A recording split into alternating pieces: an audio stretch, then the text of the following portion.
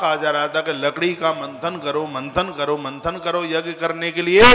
महात्मा ने कहा कि अग्नि हम प्रकट करते हैं। सो देखते ही देखते जैसे इन्होंने मुख खोला, इनके मुंह में से आग निकली और उसके द्वारा समिधाएं जलने लगी। गयासुर की पीठ पर वेदी में महाराज अग्नि प्रज्वलित हो गई, उसमें समिधा जलने लगी। दक्षिणाग्निम गार्हपत्यावनीयो तपोवनम सवावशो देवेशु तशो यज्ञा प्रतिष्ठता यज्ञ स प्रतिष्ठार्थम विप्रेभ्यो दक्षिणाम ददहु।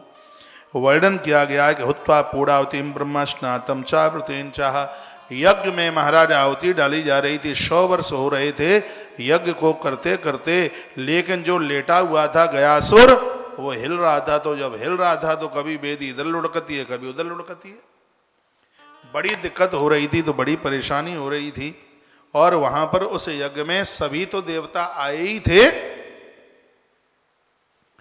और उसमें यमराज भी चल करके आए। यमराज चल करके आए और वो उसका शरीर यूं हिल रहा था, चलायमान हो रहा था, तो यज्ञ करना बड़ा मुश्किल हो रहा था। तो यमराज को देख करके विधाता ब्रह्मा बोले, सुनो कि जाता ग्रही तब शिला समानिया विचारियन दैतस शीघ्रम शिरसी ताम धारिया ममा गया।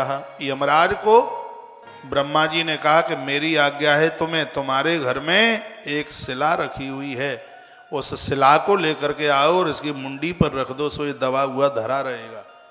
अब वो तो बड़ा पहलवान था, जिसका 125 योजन का हाइट शरीर ऊपर और 60 योजन चौड़ा, वो तो दबता नहीं था कैसे भी। तो कहा कि ऐसा करो कि शिला लेके आ जाओ, और वो शिला तुम्हारे घर रखी है। जाता ग्रही तब शिला समानिया विचारियन। मेरे विचार में है कि वो शिला तुम्हारे घर रखी है, यमराज उस शिला को लेके आइए। दैतसी ग्रम शिरसी, ये अभी खड़ा होने वाला, और यज्ञ की पूर्णाहुति नहीं हुई तो शीघ्र देवता मौत को प्राप्त हो जाएंगे, क्योंकि यज्ञ अधूरा रहे ना, ये ठीक नहीं है। दक्ष प्रजापति का यज्ञ अधूरा रहा तो मर के ही फंदा छूटा, वो तो शंकर जी ने पुनः जीवन दान दे दिया, नहीं तो बड़ा मुश्किल है। यज्ञ अधूरा नहीं रहना चाहिए, और ये खड़ा हो जाएगा ये मानेगा नहीं, इसलिए इसको कैसे भी दबा करके रखना है। और उस भारी सी शिला को लेकर के आइए। तो जाता ग्रही तब शिला समानिया विचारयन। तो सब देवताओं ने विचार करके कहा कि हाँ ये बात बिल्कुल सही है। तो उसी समय यमराज जी अपने घर चल करके गए और शिला को उठा करके ले आए। बड़े बड़े पहलवान लगे हुए थे, बड़ी मुश्किल से वह शिला चल करके आई और गयासुर के थूतरे के ऊपर ला करके रख दी। वो शिला उसके मोहड़े पर ला करके रखी, लेकिन शिला इतनी भारी थी कि 33 करोड़ देवता लगे उसको उठाने में। तब तो उस शिला को लेकर के आए, और उस शिला को भी रखने के बाद उछल कूद कर रहा है, वो रुकता नहीं है। अब बड़ी दिक्कत है, बड़ी परेशानी है, अब क्या किया जाए। तो उसी समय ब्रह्मा जी व्याकुल हो गए। ब्रह्मा जी ने महात्माओं को कहा कि तुम संभालना और मैं अभी आता हूं। उसी समय ब्रह्मा जी लद्दर पद्दर भागे और सीधे क्षीर सागर नारायण के पास पहुंचे। और लिखा है कि ब्रह्माथ व्याकुलो विष्णु गता क्षीराब्द शायनम। भगवान क्षीर सागर में सो रहे थे, ब्रह्मा जी व्याकुल होकर के वहां पहुंचे। तुष्टाभ प्रणतो भूत्वा नत्वा चाद्रत तम प्रभुम। वहां स्तुति की गई, प्रणाम किया गया। ब्रह्मा जी ने कई श्लोकों में स्तुति कर डाली। परमात्मा को जगाने के लिए स्तुति ही तो की जाती है। ब्रह्मांडस्य पतेनाथ नमामि जगतां पतिम गतिम कीर्तमतां नृणाम भुक्ति मुक्ति प्रदायकम। हे भगवान, हे ब्रह्मांड के नायक, मैं आपकी शरण में आया हूँ। तुष्टाभ प्रणतो भूत्वा, आप हमारे ऊपर प्रसन्न हो जाइए। ब्रह्मा जी कहने लगे, हे भगवान हमारी बात सुन लीजिए, मैं आपकी शरण में आया हूँ। देव देव कृते आगे प्रचचाल गया सुर शिलायाम देव रूपिण्याम नस्तायाम तस्मस्तके। कहा भगवान यज्ञ करने को हम चले हैं, लेकिन वो स्थिर नहीं होता, वो चलायमान है, और ये यज्ञ बीच में रह जाएगा। और पिंडी इतनी बड़ी हमने वेदी बनाई है कि आग बिखर जाएगी, और आग बिखर गई तो पूरी सृष्टि में आग लग जाएगी। इसलिए हे प्रभु कैसे भी रक्षा कीजिए, कुछ कीजिए, कैसे भी उसको धरती पर दबाया जाए। उसके सहयोग के लिए मैं आपके पास चल करके आया हूं, प्रभु कल्याण कीजिए। इतनी स्तुति की, तब भगवान बीच में आकर के प्रकट हो गए। भगवान प्रकट हुए और भगवान ने कहा कि चिंता मत कीजिए, मूर्ति ददौ निश्चालतम ब्रह्मणे भगवान हरि। मेरे भगवान ने अपनी देह से एक मूर्ति निकाल करके दे दी अपनी, और कहा कि शिला के ऊपर इसको स्थापित कर देना तो काम बन जाएगा। ब्रह्मा जी आए, मूर्ति को रखा, लेकिन मूर्ति के द्वारा भी कोई भी असर उनके ऊपर नहीं पड़ा। ब्रह्मा जी ने अपने आप को 5 रूपों में बांट दिया। 5 के नाम लिखे हैं, पितामह, प्रपितामह, फल्गवीश, केदार, कनकेश्वर। वहां ब्रह्मा जी ने अपने 5 रूप बनाए, प्रपितामह, पितामह, फल्गवीश, केदार और कनकेश्वर।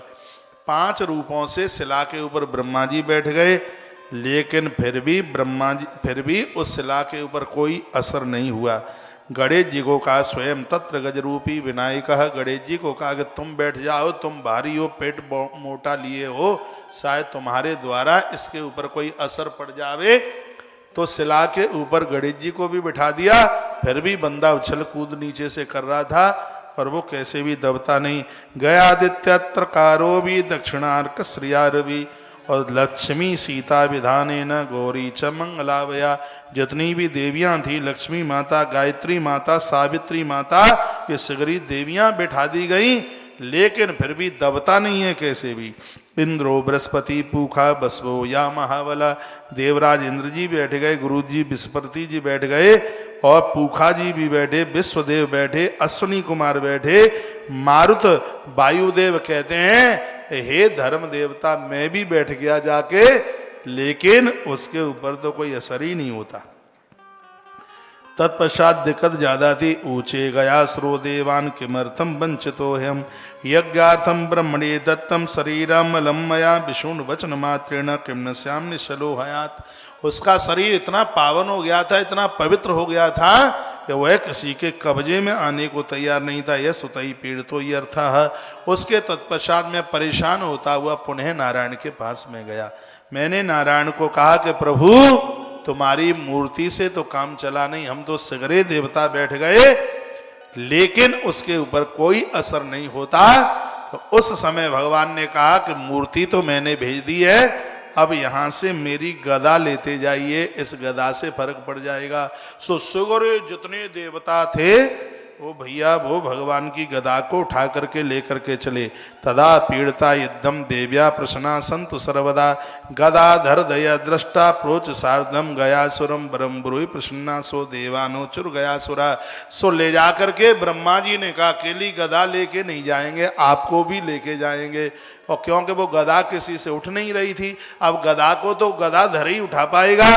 तब भगवान ने अपनी गदा को उठाया और वह कोलाहल नाम के पर्वत पर पहुंचे, जहां बहुत बड़ी वेदी बनाई गई थी, और भगवान ने अपनी गदा उस शिला के ऊपर ले जाकर के रख दी। जैसे ही गदा को रखा तो आराम से खामोश होकर के लेटा है। अब उछल कूद नहीं कर रहा था बिल्कुल ही। यावत पृथ्वी पर्वताशा याव चंद्रार कतारक ताव शिलायाम तिष्ठन्तु ब्रह्म विष्णु महेश्वरा। लिखा है कि शिला को दबाने के लिए, इसको दबाने के लिए धरती पर जितने पर्वत थे, तारे थे, और पता नहीं कितनी कितनी चीजें वो सब लगा ली। अन्य च सकलाम देवा मम नाम नाम क्षेत्र मस्ता, इसके ऊपर कोई फर्क नहीं पड़ा। लेकिन जब भगवान की गदा रखी गई तो उसका असर इसके ऊपर पड़ गया। और जब यज्ञ हो रहा था तब यह बोला कि ये बताइए कि तुमने मेरे ऊपर गदा क्यों धरी। ये ब्रह्मा जी से कहने लगा तुमने मेरे ऊपर इतनी भारी गदा को क्यों रख दिया। कहा कि तू कैसे भी काबू में नहीं आ रहा था, तू उछल कूद कर रहा था, यज्ञ अधूरा रह रहा था, इसलिए हमने तुम्हारे ऊपर इस गदा को रख दिया। तो कहा मैं नारायण का भक्त था, तुम वैसे ही नारायण को बुला के ले आते, और भगवान नारायण मुझे कह देते कि बेटा तू ऐसे ही दवा दबाया लेटा रहे, कभी खड़ा मत होना, तो क्या मैं अपने सरकार की, अपने भगवान की मैं बात काटता। लेकिन तुमने हमारे ऊपर गदा रख करके मुझे भारी पीड़ा दी है, और यह वजन मुझसे कैसे भी सहन नहीं होता। ऐसा ये गयासुर बोला। बोलिए भक्त वत्सल भगवान की जय हो। श्री हनुमान जी महाराज की जय हो। जय जय श्री राधे जय जय श्री राधे श्याम। अब सुनिए, कहा कि अब तेरी तो हम बाद में सुनेंगे, पहले तू हमें अपना हवन यज्ञ कर लेने दे। अब देवता आहुति डालने में लगे, बड़े बड़े ब्राह्मण वहां पर सब इकट्ठे। ये सब विधाता ब्रह्मा जी ने मानसिक भाव से इन ब्राह्मणों की वहां रचना कर दी, जिन्होंने उस वेदी के ऊपर बहुत यज्ञ किया। यज्ञ करता ब्राह्मणों को 55 गांव ब्रह्मा जी ने यज्ञ की पुड़ावती के बाद प्रदानित किए। गया जी के आसपास ब्राह्मणों के 55 गांव हैं और तब से ही वो वंशावली आज तक चल रही है। गया क्षेत्र के जितने पंडे हैं वो सब इन्हीं 55 गांवों के हैं। अब उनको पता हो या ना पता हो, लेकिन वायु पुराण के माध्यम से हमें तो पता लग गया है। ब्रह्मा जी ने आदि काल में ये 55 गांव जो कि गया जी के ही क्षेत्र में ये बसे हुए हैं, गृहस्थी के सभी साधन उन्हें प्रदानित कर दिए, उनके लिए घर बना दिए गए, उन्हें कामधेनु गैया दे दी, कल्प वृक्ष पारिजात आदि देव वृक्ष दुग्ध धारा बहने वाली महानदियां इस धरती पर प्रकट हो गई। जैसे यज्ञ बढ़ रहा था ये सब चीजें स्वर्ग से उतर उतर के यहाँ आ रही थी। घर घी से भरी भरी बावलियां दिख रही थी, इतनी सब निर्माण किए गए। ब्रह्मा जी ने ब्राह्मणों से कहा, हे विप्रश्रेष्ठो, अब आप लोग किसी दूसरे से याचना मत करना, ये तमाम तरह की सामग्री हमने तुम्हें दे दी है। ब्राह्मणों को इस प्रकार दान देकर ब्रह्मा जी भगवान गदाधर को प्रणाम करके वह ब्रह्मलोक को जाने लगे। तब उसने कहा गदाधर ने, तब उसने कहा गयासुर ने कहा, जाते कहाँ हो, यहाँ रुकिए, का यज्ञ पूरा हो रहा है इसलिए हम जाना चाहते हैं। कहा अभी नहीं जाओगे, अभी रुकिए। पुराना कार्य वर्णन करते हैं कि एक समय धर्मारण्य में धर्म देवता ने एक बहुत बड़ा यज्ञ का आयोजन किया और उस यज्ञ में गया जी के ये जितने भी थे वो सबरे ब्राह्मण उस यज्ञ को कराने को गए। यज्ञ में गयापुरी में निवास करने वाले ब्राह्मणों ने लोभवश दक्षिणा कम मिली तो बीच में से यज्ञ को रोक दिया। और इस ग्रंथ के अंतर्गत वर्णन किया। श्री राधे जय श्री राधे। बांके बिहारी लाल की, श्री हनुमान जी महाराज की जय हो। जजमान नहीं दे 1 रुपया भी, यदि बढ़िया खानदानी ब्राह्मण है तो उसको अनुष्ठान रोकना नहीं चाहिए। दक्षिणा के लिए उसको यज्ञ को रोकना नहीं चाहिए। ब्राह्मण लोभ वश में आ गए और धनादि की याचना करने लगे, कहने लगे हमें इतना धन चाहिए, यज्ञ की पुड़ावती तब होगी। उनके इस अनुचित कर्म से क्रोधित होकर के ब्रह्मा जी ने शीघ्र ही उन सभी ब्राह्मणों को श्राप दे दिया। क्या श्राप दे दिया? श्राप दे दिया कि तुम लोगों को संपूर्ण दिव्य संपत्ति मैंने प्रदान करी, फिर भी तुम्हारे अंदर से लोभ का त्याग नहीं हुआ, अतः मेरा श्राप है कि तुम सदैव ऋणग्रस्त रहोगे। अब यहाँ के लोगों को पता होगा, यहाँ ब्रह्मा जी ने ये दे दिया कि इतना सब कुछ होने के बाद भी कर्जा आगे पीछे घूमता रहेगा। मधु दूध आदि प्रवाहित ये नदियां हैं, अब इनमें सिर्फ जल ही बहेगा। अन्न के पहाड़ दिखाई देते हैं गया जी क्षेत्र में, वो सब के सब पत्थर के बन जाएंगे, ये ब्रह्मा जी ने बोल दिया। नहीं तो पहले यहाँ पर अन्न के पहाड़ लगे हुए थे, नदियां दूध दही की बह रही थी। श्राप दे दिया। दिव्य वस्तुओं से परिपूर्ण हुए सुंदर घर, सोने के मकान सगरे 55 गांव सोने के ब्रह्मा जी ने बना दिए। लेकिन ब्रह्मा जी ने कहा कि तुम्हारे अंदर लोभ वृत्ति चल करके आ गई तो जितने भी स्वर्ण और चांदी के महल बने हैं वो सब के सब माटी के हो जाएंगे, मिट्टी के हो जाएंगे। ये बोल दिया, स्माकम स्वाद बारिया नदी पाषाण पर्वतः, पानी बहेगा नदियों में और अन्न के जो पहाड़ हैं वो सब पत्थर के हो जाएंगे। और ये मेरा कहना है, कामधेनु और कल्प वृक्ष दोनों उसी समय यहाँ से उठ करके स्वर्ग के लिए चले गए। अजन्मा ब्रह्मा जी द्वारा इस प्रकार साबित होने पर ब्राह्मणों ने कहा, रोने लगे, ब्रह्मा जी के चरण पकड़ लिए। आपने कृपा करके जो वस्तुएं हमें प्रदान की और वो तो सगरी तुम्हारे श्राप से नष्ट हो गई। हे भगवान, अब हमारा कल्याण कैसे होगा, हमारा जीवन निर्वाहन कैसे होगा, हमारा उद्धार तो कीजिए, अब हमारा क्या होगा। तब विधाता ब्रह्मा जी ने कहा कि देखिए, जो मैंने कहा है वो तो हो करके रहेगा। तुमने अपनी गलती का एहसास किया है, तो ये मैं अब तुमको बोले देता हूं, यह धरती इतनी पावन हो जाएगी, ये धरती इतनी पवित्र हो जाएगी कि लोग इस धरती पर आकर के श्राद्ध कर्म करने के लिए आएंगे, तो मैं कहीं भी जाने की जरूरत नहीं होगी। लोग स्वयं इस धरती पर अपने पूर्वजों के लिए पिंडदान कराने के लिए आएंगे। पूरी दुनिया का कहीं से भी ब्राह्मण आ जावे, ब्रह्मा जी कहते हैं उसके हाथ का पिंडदान नहीं लगेगा। 55 गांवों में जन्मे हुए ये ब्राह्मण, यहाँ पर पिंडदान इन्हीं के हाथों का लगेगा। ये जब वो रो रहे थे तब ये ब्रह्मा जी बोल गए ये बात। तो कल रात्रि की कथा में भी थोड़ा संक्षेप में ये बात मैंने आपको सुना दी थी। लिखा है तत्र पिंडादिकम कृत्वा त्रिसप्ताह कुलमुद्वरित महेंद्र गिरणा तस्सा कृतोपादौ सुनिश्चलौ। तुम्हारे हाथ से कराए गए पिंडदान के द्वारा 7 कुल परंपराएं तर जाएंगी। ब्रह्मा जी ने ये वरदान दे दिया। जब ब्रह्मा जी ये कह करके जाने लगे तब गयासुर की आंख में आंसू आ गए। गयासुर की आंख में आंसू आए तो भगवान गदाधर नारायण सामने प्रकट हो गए। कहा बेटा रोता क्यों है, क्या बात है? तो ये कहने लगा कि प्रभु अब मैं ज़्यादा जी लिया, यज्ञ की पूर्णाहुति हो गई, अब मैं जाना चाहता हूँ और जाने से पहले आपके चरणों में प्रार्थना करता हूँ कि मुझसे किसी को कोई तकलीफ हुई हो, मैंने किसी को कोई कष्ट दिया हो तो भगवान मुझे क्षमा कर दीजिए, मुझे माफ कर दीजिएगा। ये मेरी आपसे प्रार्थना है।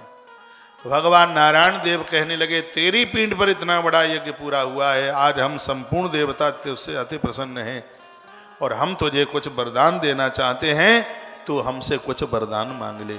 देखो गयासुर ने क्या अद्भुत वरदान मांगा है।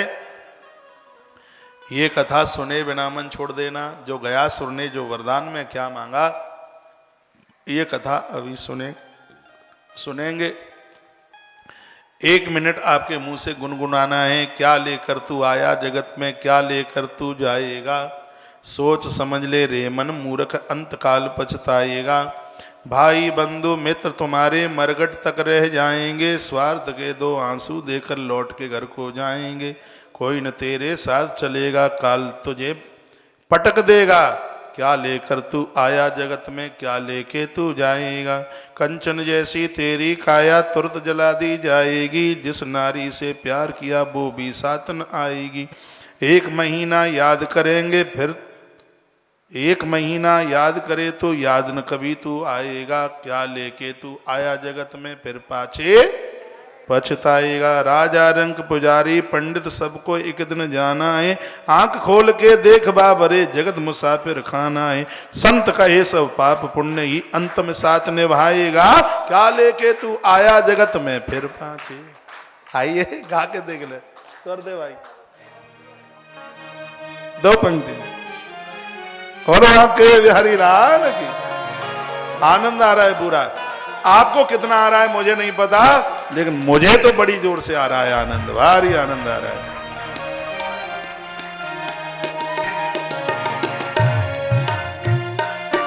और हाथ ऊपर। क्या लेकर तू आया जगत में, क्या लेकर तू जाएगा। सोच समझने रे मन मूर्ख, सोच समझने रे मन मूर्ख, अंत काल पछताएगा। क्या लेकर तू आया जगत में, क्या लेकर तू जाएगा। सोच समझने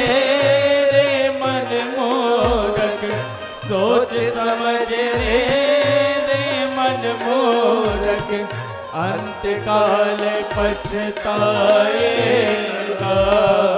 क्या लेकर तू आया जगत में, क्या लेकर तू जाएगा।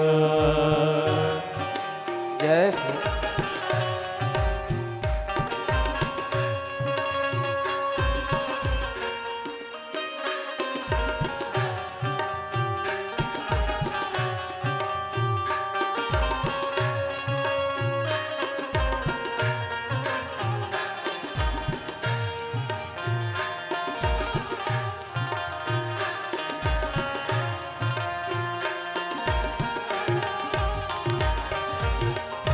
भाई बंधु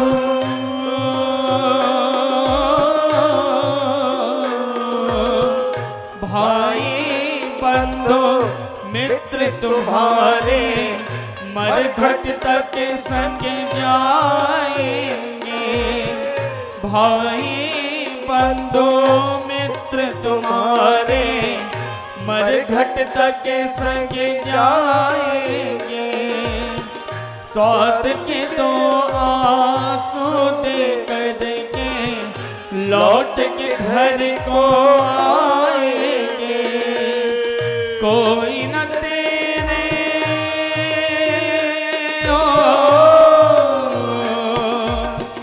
कोई न तेरे साथ चलेगा, अंत काल तू जाएगा।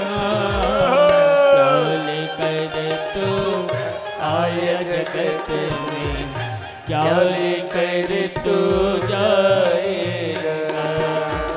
सोच समझ ले रे मन मोरक, सोच समझ ले रे मन मोरक, अंत काल पछताएगा।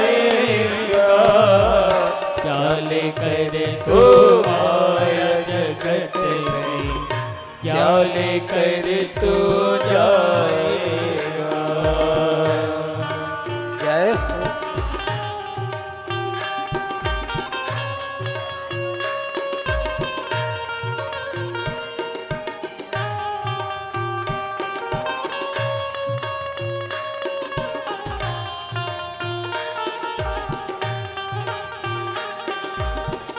कंचन जैसी हो, कंचन जैसी तेरी काया तुरंत जलाई जाएगी। जिस नारी से प्यार किया तूने वो भी साथ नहीं जाएगी। एक महीना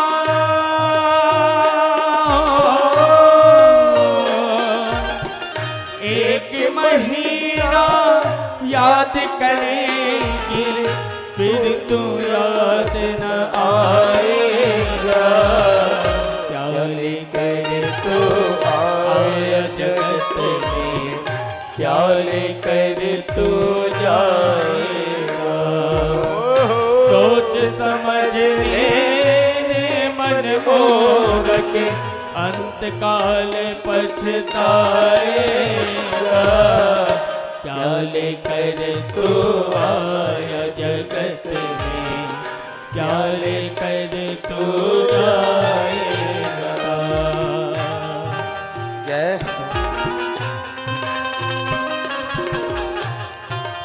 जय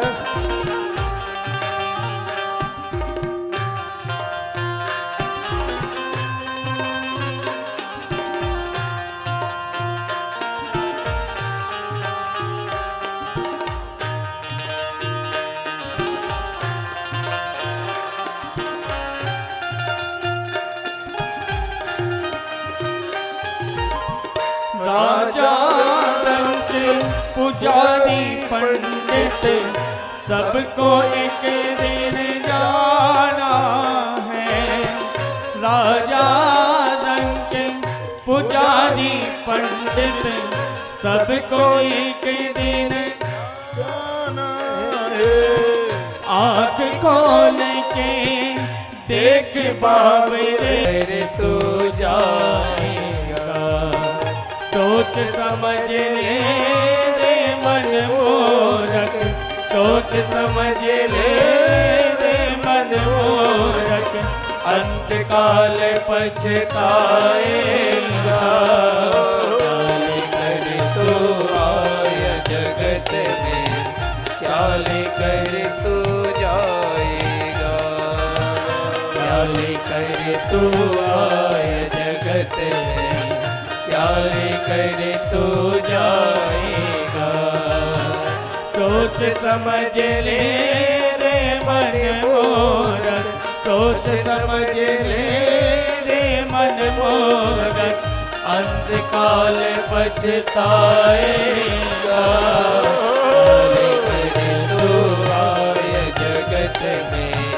क्या लेकर तू जाएगा, क्या लेकर तू आए जगत में, क्या लेकर तू जाएगा। सोच समझ ले रे मन मोरक, सोच समझ ले रे मन मोरक अंत काल पछताएगा। क्या लेकर तू आया जगत में, क्या लेकर तू जाएगा। बोलिए श्री गया जी धाम की जय हो, आज के आनंद की जय जय हो, गोपी बॉडी ड्रेसिंग चेंज कर रही है। जय हो।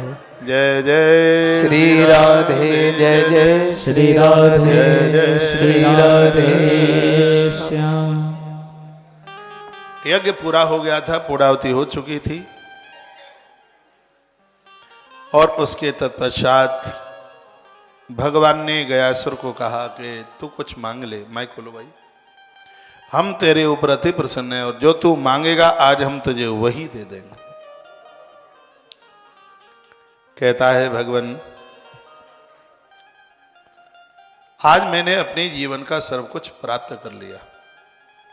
मेरे पृष्ठभाग पर 100 वर्ष तक चलने वाला यज्ञ पूरा हुआ है। मैं बहुत खुश हूं। मुझे आपने शुचिता पवित्रता प्रदानित की है, तो मेरे मन की ऐसी इच्छा है भगवान, आज से इस जगह को, स्थान को मेरे नाम से जाना जाए। पहले इसका नाम था कोलाहल पर्वत, वायु पुराण में लिखा है। इस जगह का नाम था पहले कोलाहल पर्वत, इस ग्रंथ में लिखा है। इसने वरदान में मांगा कि भगवान ये स्थान मेरे नाम से जाना जाए। भगवान ने कहा कि आज से इसको गया तीर्थ के ही नाम से जानेंगे। यह मेरा वरदान है।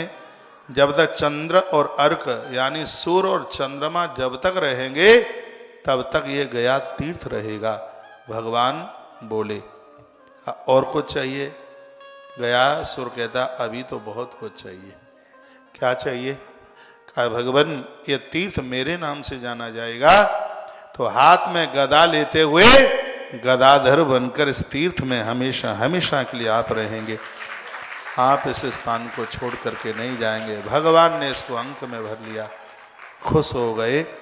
भगवान नारायण ने हाँ कर दिया।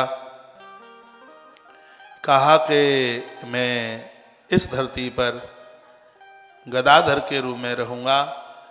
और अगले वरदान में तो कहना चाहता है, यज्ञ ब्रह्मा जी ने किया है, इनसे भी मैं मांगना चाहता हूं, जब भी यहां कोई पांडित कर्म करे तो होठ भले ही वो हिलाए, लेकिन कंठ में विधाता जी आपको आकर के बैठना पड़ेगा। बाहर इसने कमाल कर दिया। लोका पुण्य गयायाम्बे श्राद्ध नो ब्रह्म लोक का। इस धरती पर लोग आकर के अपने पूर्वजों के लिए श्राद्ध करेंगे, तर्पण करेंगे, स्मान पूजिए शांति ही। और जब वह पूजा करेंगे तो भगवान ये मांगे दे दीजिए, तो वह सीधे आपके धाम के लिए जाएंगे। भगवान ने कहा ये भी वरदान हमने दे दिया। तत्र पिंडादिकम कृत्वा त्रिसप्तकुलम भवेत। भगवान ने कहा ये मैं वरदान में देता हूं कि अब जगह का नाम गया जी है। गया धाम में जो भी कोई पूर्वजों के लिए पिंडदान करेगा, तर्पण श्राद्ध करेगा, सप्तकुलोद भवेत, उसकी 7 पीढ़ियां 7 कुल तर जाएंगे। महेंद्र गृणाम तस्य कृतोपादो सुनिश्चलो तत्र पिंडाद सप्तम कुलाद्यो द्रुतेन रहा। महेंद्राचल पर्वत को बड़ा विशेष माना गया। कोलाहल पर्वत से आज इस स्थान का नाम है वो श्री गया धाम हो गया। ये गया जी ने, ये गयासुर ने वरदान में इतनी सी चीजें मांग ली हैं। और यह अभी जो आगे की इसकी जो कथा है, अभी कथा का पीछा नहीं छूट गया है। अभी तो ये कथा 6 तारीख तक ऐसे ही चलेगी। अभी तक गरुड़ पुराण में आप एक जीव देह के बारे में, जीवात्मा के बारे में सुन रहे थे, लेकिन उसके कल्याण के लिए ये वायु पुराण के अंतर्गत आप गया महात्म्य सुन रहे हैं। इस कथा को सुनने से कथा पितृलोक तक डंका बजाती है और मुझे तो ऐसा ही लग रहा है कि आसन लगा लगा करके पितृलोक से सगरे पुरखे श्री गया जी के धाम में उतर के आ गए हैं वायु पुराण की कथा सुनने के लिए। सगरे गया महात्म्य सुन रहे हैं इस ग्रंथ के माध्यम से। बहुत अच्छा लग रहा है, बहुत बढ़िया लग रहा है, आनंद की भारी अनुभूति हो रही है। और तत्पश्चात विधाता ब्रह्मा जी जब जाने लगे तो कहा नारायण जी अब चलें। नारायण जी ने कहा तुम ही चले जाओ, हमारा गदा तुमने शिला के ऊपर रखवाया और भगत ने वरदान में मांग लिया, अब तो हम गदाधर बन करके यहीं रहेंगे। ये भगवान ने सहर्ष स्वीकार किया। भगवान आज भी यहाँ इस स्थान पर हैं। नारद जी गदगद हो गए, सनत कुमार कथा सुना रहे थे, फल फल आंख में से आंसू निकल आए। गया की धरती की महिमा और गयासुर का समर्पण सुन करके नारद जी रो पड़े।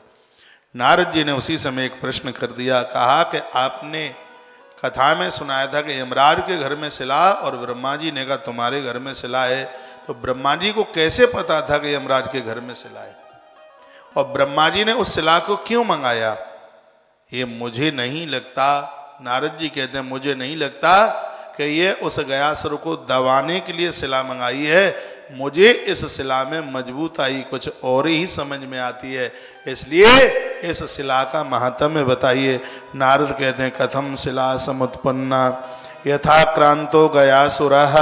आप ये बताइए शिला उत्पन्न कैसे हुई? यथा क्रांतो गयासुरः, गया के शरीर के ऊपर शिला रखी गई तो जरूर इसमें भी कोई न कोई कारण रहा होगा।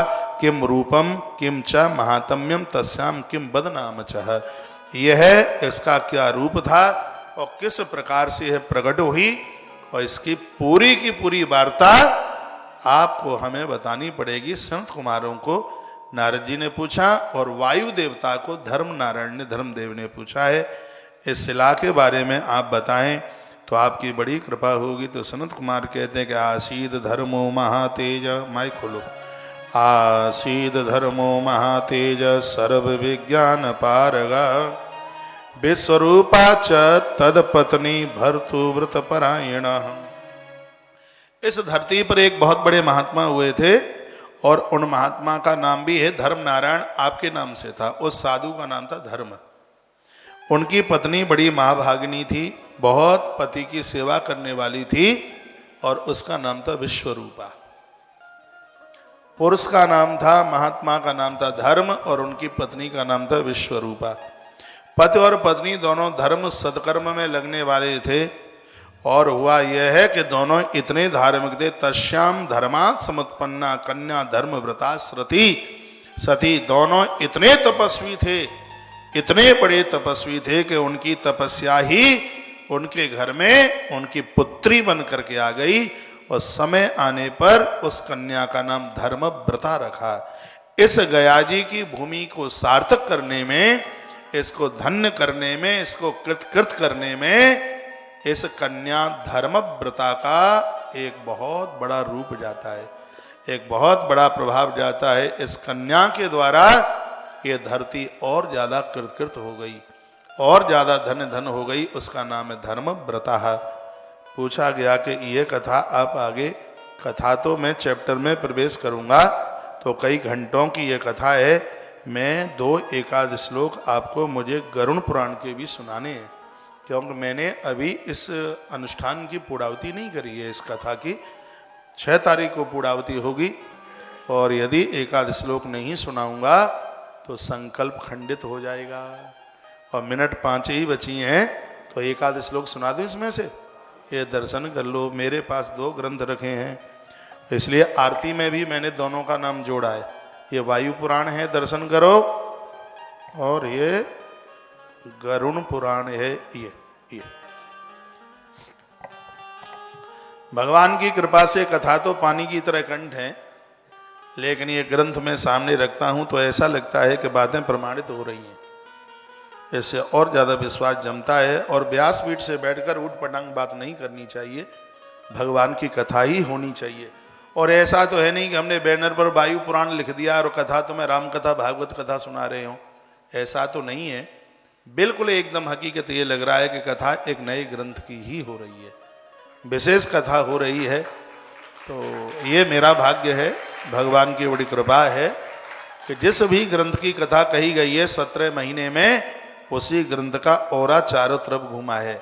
जितनी देर तक कथा इस ग्रंथ की, नए ग्रंथ की किसी की भी चली, उतनी देर के लिए लोग पीछे की कथा को भूल गए। गरुड़ पुराण भी हल्ला बोल हो रहा था, लेकिन जितनी देर तक आपने वायु पुराण सुना है उतनी देर के लिए माथे में गरुड़ पुराण उतर के ही नहीं आया। बस ये कथा में होना चाहिए। अरे हम महादेव के मंदिर में गए तो वहां महादेव का ही औरा होना चाहिए, वो दिखे नहीं। कैसे पता चलेगा कि हम महादेव के मंदिर में आए? अब कोई जावे रामेश्वरम और रामेश्वरम जाकर के और महादेव का डमरू ना, अलग निरंजन की आवाज ना सुनाई पड़े तो फिर कैसी है रामेश्वरम धाम की यात्रा।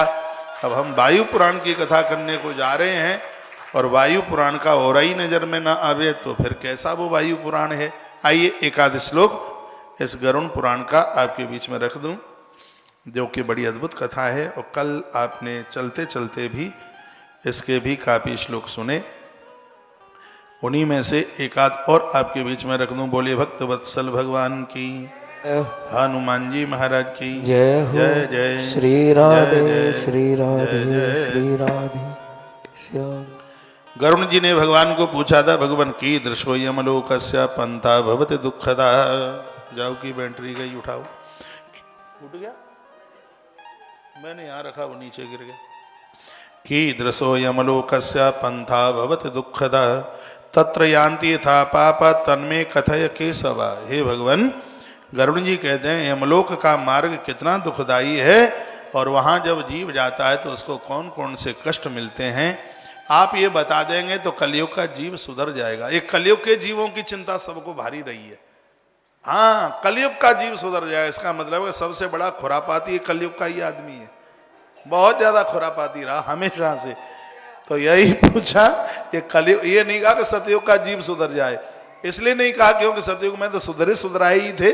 कोई एक आध का दुख रहा होगा, हिरण्याकुश और हिरण्याक्ष जैसा, नहीं तो ज्यादातर ऐसे सुधरे थे। तो कहा ये कलयुग का जीव इस कथा को सुनकर के महाराज बदल जाएगा। भगवान कहते हैं यम मार्ग महादुख, यम मार्ग महादुख प्रदम ते कथयाम्यहम् मम भक्त पिता स्वत्ता तम भविष्यामि कंपितः।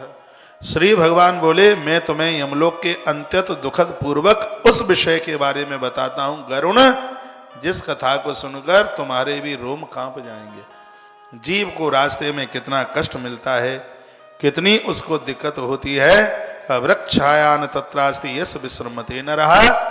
जिन लोगों ने अपराध किए हैं, पेड़ काटे हैं, पेड़ लगाए नहीं, रास्ते में तप तपाता हुआ पत्थर उनको मिलता है, उसके ऊपर पाम रखता है, पाम जल जाते हैं और उसके ऊपर फपोले पड़ जाते हैं। तस्मिन् मार्गेण चान्याद येन प्राणान समुद्धरे। उस मार्ग में प्राण धारण हेतु खाने पीने की कोई भी चीज इस जीव को मिलती नहीं है, वहां इसे बड़ा कष्ट उठाना पड़ता है। हे गरुण, अत्यंत प्यास से व्याकुल होता हुआ वह चीखता है, चिल्लाता है और कहता है कि मुझे कोई जल पिला दो। पानी पीने को मिलता नहीं। 12 सूर्य वहां तपते हुए होते हैं, आग बरसती हुई होती है। उस मार्ग में जाते समय पापी व्यक्ति कभी तो ठंड में ठिठुरता है, कभी लू चलती है तो उसमें पिघलता है, कभी कांटों के ऊपर चलता है तो उस जीवात्मा को भारी कष्ट होता है। हे गरुण, सिंह व्याघ्रम सभी घोर ही बक्षते पापे पाप कृत। जिन लोगों ने मांस मछली खाई है, इसमें वर्णन है कि पूरा का पूरा उसे गाड़ कर उसके ऊपर दही डालकर और कुत्तों के द्वारा उसके चमड़े को बोटी बोटी नुचवाया जाता है। इसलिए हे मांसाहारियों सुन लो, आप तो सगरे शाकाहारी हैं, जो कोई हो उनको बोल रहा हूं, यह गलती मत करो। ये सब शराबियों के लिए वैतरणी का वर्णन है आगे। ये जितने भी शराबी मदरागामी हैं उनके लिए वैतरणी का वर्णन किया गया है। इसमें वर्णन किया है कि पूरा का पूरा इनको गाड़ कर दही डाला जाता है उसके ऊपर, और स्वान यमराज के वो स्वान है, इसके एक एक लोथड़े को, इसके चमड़ी को खींचते हैं। इसे बड़ी दिक्कत होती है, रोता है। अस्त्री पत्र नाम के नरक में तलवार के द्वारा इसको काटा जाता है। ऐसा खतरनाक नरक है, 2000 योजन की लंबाई और चौड़ाई है उसकी। काको उल्लू का ग्रदहा संघात संकल्पा सदा अग्नि सप्रेष्टा छिन्न भिन्न प्रजायते। यह अस्थि पत्र नरक में कौआ, उल्लू, बगुला और तमाम तरह के जीव हैं। तलवार जैसी उनकी चोंच है और इस व्यक्ति को घायल कर देते हैं। जिन पशुओं का मांस खाया है वो संपूर्ण पशु इसको जिंदे मिलते हैं। वहां बुरे काम का बुरा नतीजा नहीं मानो तो कर देखो। इसमें लिखा है जो मछलियां यहां पानी में तैरती हुई कितनी सीधी लगती हैं, लेकिन वहां उनकी दाढ़ें तलवार की तरह हैं, आदमी को बिल्कुल घायल कर देती हैं। जीव चीखता है, चिल्लाता है, इसको मुंह उल्टा करके अंधेरे कुएं में इसको लटका दिया जाता है और फिर इसके महाराज शरीर में धार वाले छुरों के द्वारा कीलों को पार कर दिया जाता है। उस समय जीव को भारी कष्ट होता है और वह कहीं घने अंधेरे जंगल में उसको फेंक दिया जाता है। कभी खौलते हुए तेल के कड़ावे में उसको पटक दिया जाता है और कभी विष्टा के कुंड में उसको फेंक दिया जाता है। इसमें स्पष्ट वर्णन किया गया है, हे गरुण, जो कभी भी मेरा भोग लगा करके जिन्होंने कभी भोजन नहीं किया, एक लंबे समय के लिए विष्टा के कुंड में उस स्त्री पुरुष को फेंक दिया जाता है। यह भगवान गरुण देव बोले हैं, तो सुधर लो तो ज्यादा ठीक है, नहीं तो मलमूत्र के कुंड में फेंक दिया जाएगा, विष्टा के कुंड में। इसलिए बाबा तुलसी ने कहा था कि भगवान जो तुम्हारा भोग लगा करके भोजन करते हैं, आप अयोध्या रहना भले ही भूल जाना, लेकिन उन भक्तों के घर में रहना कभी भी न भूले। तुम ही निवेदित भोजन कर ही प्रभु प्रसाद पट भूषण धर ही। 3.5 घंटे की कथा में बहुत सूत्र आपके सामने परोसे गए हैं। रोजाना एक संकल्प उठाने की मैं यहाँ से बात करता हूँ, तो आज मैं फिर निवेदन कर रहा हूँ, एक संकल्प आज की कथा में से फिर लेके जाइए कि आज से हम भगवान का बिना भोग लगाए कभी भोजन करेंगे ही नहीं। ईश्वर ने कहा, हे गरुण, जो मेरा भोग लगाए बिना भोजन करते हैं, मृत्यु के समय पर उस जीव को यम मार्ग में एक विष्टा के कुंड में लंबे समय के लिए उस स्त्री पुरुष को फेंक दिया जाता है, जिसमें जीव को भारी कष्ट होता है, बहुत दिक्कत और वह परेशानी में होता है।